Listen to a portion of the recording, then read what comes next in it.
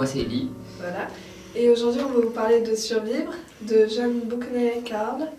C'est un livre sorti cette année aux éditions Rajo. Voilà.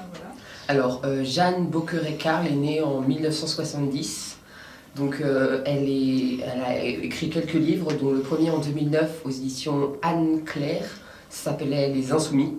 Elle a aussi écrit le livre Tu garderas le secret ou Pour qui bat mon cœur. Et donc celui-là, il est sorti cette année et c'est l'un de ses livres. Alors l'histoire, c'est l'histoire de 5 adolescents. L'héroïne principale s'appelle Clémence.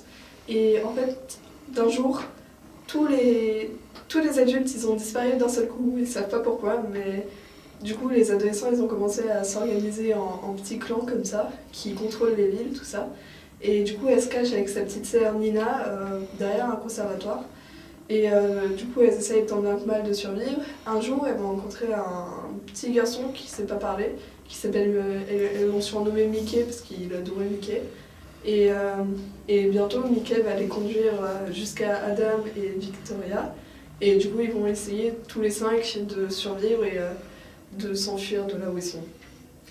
Alors, ce roman rappelle un petit peu certaines histoires que l'on a déjà lues, par exemple Seul, la bande dessinée, ou alors U4, qui est sorti plus récemment.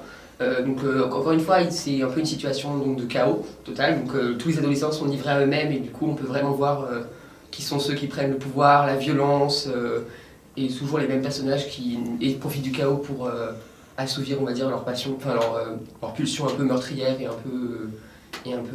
Sachant qu'il n'y a plus la police, bah voilà. Oui, bien sûr, c'est un peu n'importe quoi.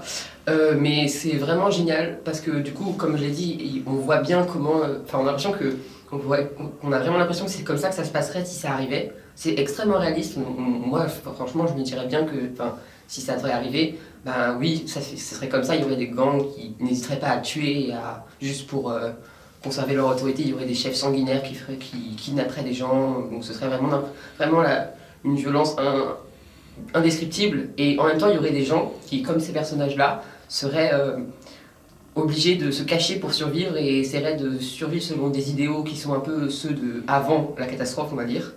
Par exemple, eux qui refusent de tuer les enfants alors que les autres gangs n'hésitent pas à tirer sur tout le monde et à tuer même les plus jeunes. C'est vraiment intéressant et en plus les personnages sont très attachants, tous très différents, ils ont tous une histoire un peu spéciale. Donc il y a Adam, qui est donc quelqu'un de très, on a l'air très sûr de lui, qui semble parfaitement s'adapter à la situation, ou alors Victoria, on a l'impression qu'elle est un peu renfermée sur elle-même, ou Clémence, et son amie Manon, sa petite sœur, Nina, et même Mickey, qui semble avoir été un peu, en quelque sorte, choqué. Ils sont tous une personnalité très développée par l'auteur, et ça, c'est vraiment bien. J'ai pas grand chose à dire en plus en fait, ça résume exactement ma pensée, c'est vraiment un livre qui est super bien, je l'ai lu d'une traite, vraiment c'est génial, faut lire.